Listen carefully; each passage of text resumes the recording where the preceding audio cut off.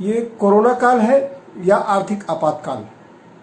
वेतन भत्ते आदि की कटौती से क्या ऐसा नहीं लग रहा है कि आर्थिक आपातकाल दस्तक दे रहा है? क्या सरकार आर्थिक मामलों पर कोई श्वेत पत्र जारी करेगी? क्या सरकार आर्थिक आपातकाल लागू किए जाने की घोषणा करेगी? क्या यह आर्थिक आपातकाल है?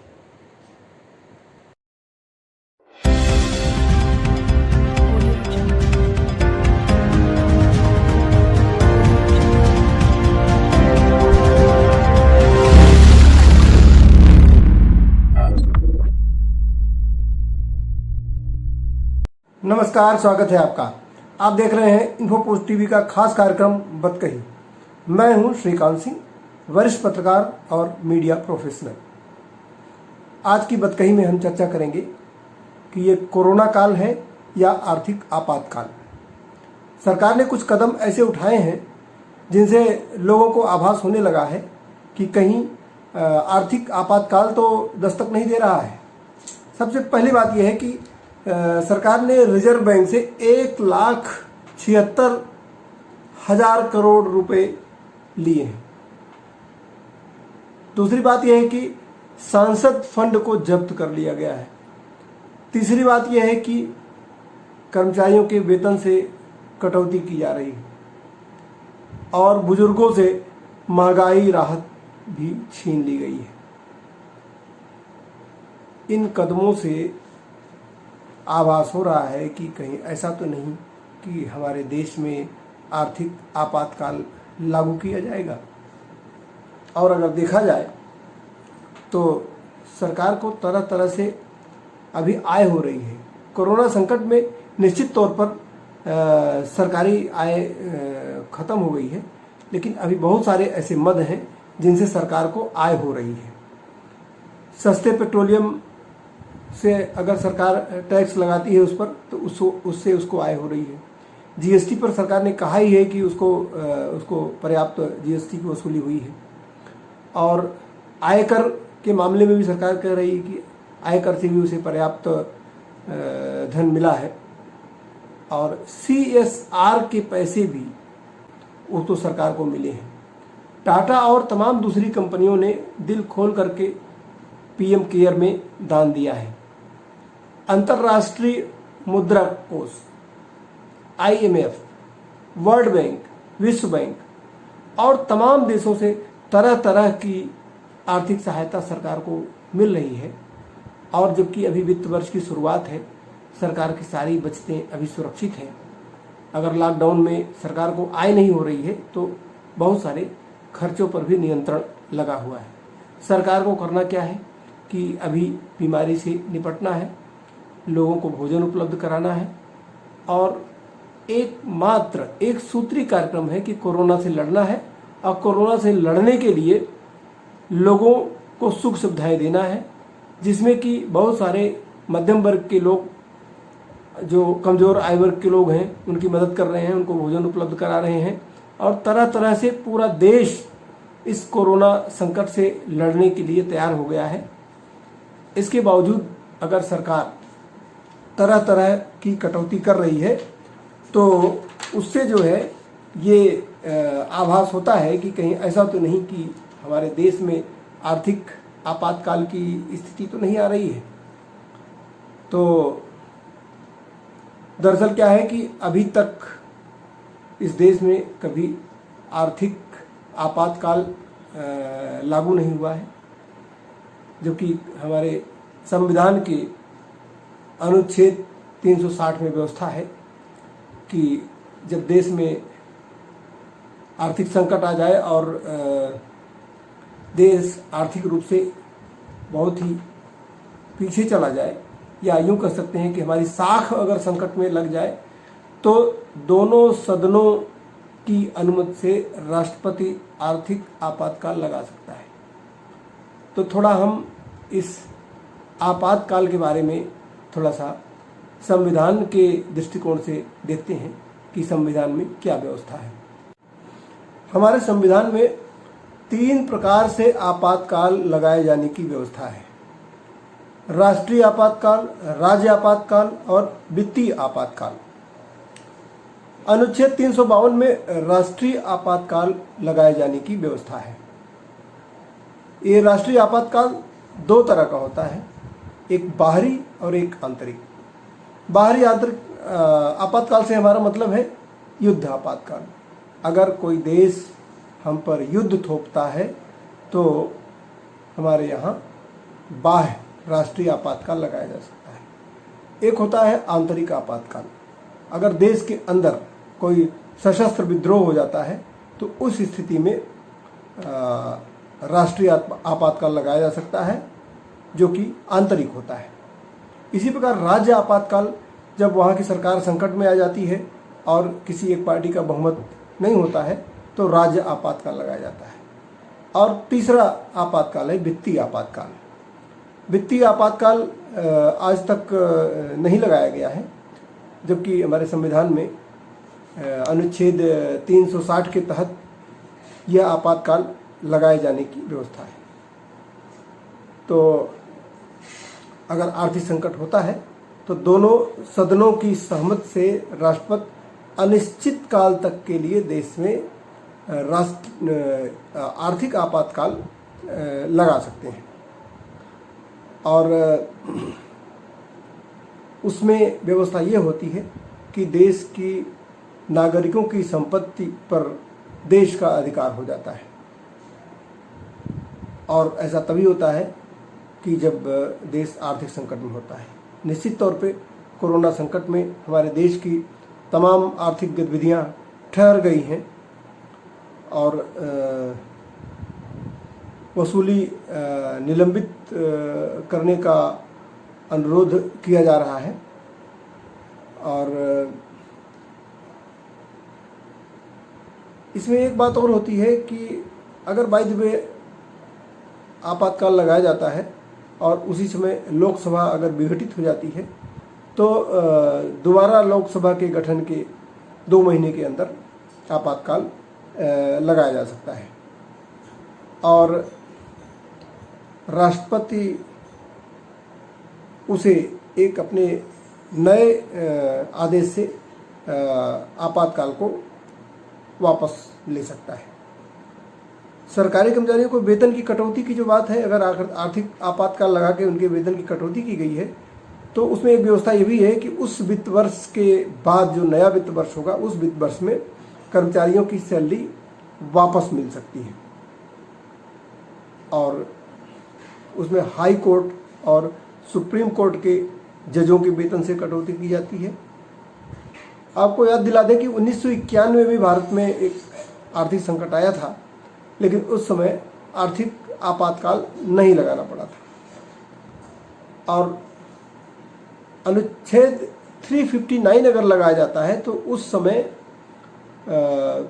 नागरिकों के सभी मौलिक अधिकार समाप्त हो जाते हैं। संविधान के अनुच्छेद 19 में मौलिक अधिकारों की व्यवस्था की गई, उससे हमारे 6 मौलिक अधिकार हैं, लेकिन 359 में व्यवस्था दी गई है कि आपातकाल लगा करके और सभी मौलिक अधिकार समाप्त किए जा सकते हैं। 44वें संविधान संशोधन में एक व्यवस्था दी गई है कि अनुच्छेद 20 और 21 को समाप्त नहीं किया जा सकता। आपातकाल में जो 359 अनुच्छेद 359 के तहत जब युद्ध आपातकाल लगाया जाता है तो उसमें अनुच्छेद 19 को पूरी तरह से समाप्त कर दिया जाता है।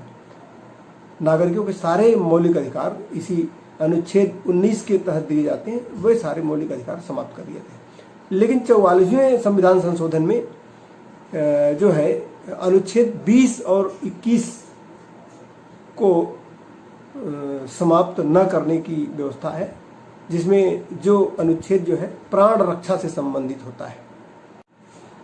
आपको बता दें कि हमारे रिजर्व बैंक के पास 9 लाख करोड़ रुपए से ज़्यादा का रिजर्व धन है और वो धन जो है हमारे आपातकाल में काम आने के लिए रखा जाता है। तो सरकार भी कह रही है कि सरकार के पास पर्याप्त धन है, लेकिन जब सरकार को हर तरह से सहयोग मिल रहा है, दान मिल रहा है और लोगों का भी पूरा सहयोग मिल रहा है, ऐसी स्थिति में अगर सरकार इस तरह के आर्थिक फैसले ले रही है तो लोगों के मन में सवाल उठ रहा है कि बिना आर्थिक आपातकाल लगाए अगर तरह तरह के आर्थिक अंकुश लगाए जा रहे हैं तो ऐसा क्यों हो रहा है, लोग जानना चाहते हैं। लेकिन इस संदर्भ में सरकार की तरफ से अभी कुछ भी लोगों को बताया नहीं जा रहा है, जिससे परोक्ष में एक तरह का असंतोष पैदा हो रहा है कि बिना आर्थिक आपातकाल लगाए एक तरह के अघोषित रूप से आपातकाल की स्थिति पैदा करने से लोग असहज महसूस कर रहे हैं। दरअसल क्या है कि देश पर जब आपदा आती है तो लोगों को स्वैच्छिक रूप से दान देने के लिए कहा जाता है कि स्वैच्छिक रूप से, और लोग दान देते भी हैं। लेकिन जब किसी की इच्छा के खिलाफ अगर किसी के वेतन से कटौती की जाती है, किसी की कोई भी सुविधा अगर समाप्त की जाती है, तो लोगों को संदेह होता है कि क्या सरकार की आर्थिक स्थिति इतनी खराब हो गई है कि सरकार लोगों को आर्थिक रूप से दबा रही है। तो ये लोगों के मन में सवाल पैदा हो रहा है और मैं उम्मीद करूँगा कि सरकार इन स्थितियों पर एक अपना स्टैंड जाहिर करेगी और लोगों को जागरूक करेगी, लोगों को बताएगी कि सरकार के पास जो धन आ रहा है वो कहाँ खर्च हो रहा है, कैसे खर्च हो रहा है, क्योंकि जानना हमारा अधिकार है। और अगर आपातकाल नहीं लगा है तो सवाल पूछना भी हमारा अधिकार है और जानना भी हमारा अधिकार है। और हम आपको बता दें कि ये जो मुख्य धारा का मीडिया है वो आपको ये सारी बातें नहीं बताएगा, वो कभी भी सरकार से नहीं पूछेगा। और जब संवादहीनता की स्थिति हो जाती है और लोगों को दूसरी तरफ गुमराह करने किया जाता है, दूसरे मुद्दों में उलझा दिया जाता है, तो एक तरह का असंतोष पैदा होता है। तो देश में कोई असंतोष न पैदा हो, इसलिए मैं उम्मीद करता हूं कि सरकार इस संदर्भ में देश को बताएगी, देश को समझाएगी कि उनका जो भी पैसा है वो सही जगह पे लग रहा है और देश को आगे ले जाने की ओर उस पैसे का उपयोग हो रहा है। लेकिन अगर ऐसे ही बिना किसी व्यवस्था के अगर लोगों को आर्थिक रूप से दबाया जाएगा तो उनके मन में असंतोष पैदा होना स्वाभाविक है। तो आज का जो बतकही का एपिसोड है, इसमें जो सवाल हमने उठाए हैं वो आपके ही सवाल हैं और मुझे उम्मीद है कि सरकार इन सवालों का जवाब ज़रूर देगी ताकि लोगों के मन में असंतोष न हो। आप फ़र्ज़ कीजिए कि अगर सरकार के पास पर्याप्त पैसे हैं, इसके बावजूद अगर सरकार आपकी इच्छा के बगैर अगर आपका पैसा लेती है तो आपको यह जानने का अधिकार है कि क्या सरकार के पास इतनी दिक्कत है कि उसे किसी की बिना इच्छा के उसका पैसा लेना पड़ रहा है, और वो भी इच्छा के विरुद्ध। तो हमारे विचार से कोई ऐसी व्यवस्था नहीं है। संविधान में जो व्यवस्था दी गई है, अगर आर्थिक आपातकाल की घोषणा करके अगर कोई भी कदम उठाया जाता है तो वो संविधान में व्यवस्था है, और बिना आर्थिक आपातकाल लगाए अगर किसी तरह के आर्थिक फैसले किए जाते हैं तो वो संदेह पैदा करते हैं। तो मुझे उम्मीद है कि सरकार आपके संदेह को दूर करेगी और आपको जागरूक करेगी, जिससे कि आप और पूरा देश सरकार के कदम से कदम मिलाकर आगे बढ़ सके।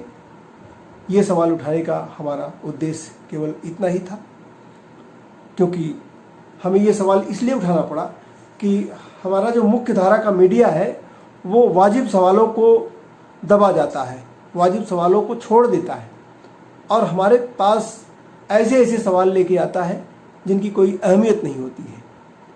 तो मुझे उम्मीद है कि आज की बतकही आपको उपयोगी लगी होगी है और आप उससे जो है बहुत कुछ सोचने के लिए विवश हुए होंगे। तो आप सोचिए, और अगर आपको कुछ कहना है तो हमारा मेल आईडी डिस्क्रिप्शन बॉक्स में दिया जा रहा है। उस मेल पर आप सवाल पूछ सकते हैं और आप अपने सुझाव दे सकते हैं, और आप हमें बता भी सकते हैं अगर हमने कोई चीज़ छोड़ दी है तो उसके बारे में भी आप हमें बता सकते हैं। अगले वीडियो में उनको मैं शामिल करूंगा। इसी के साथ आज की बतकही में आप श्रीकांत सिंह को दीजिए इजाज़त। नमस्कार।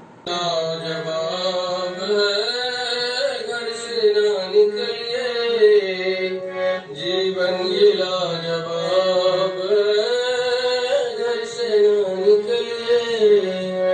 जीवन ये लाजवाब, घर से ना निकलिए। ये वायरस जानसाज है, घर से ना निकलिए।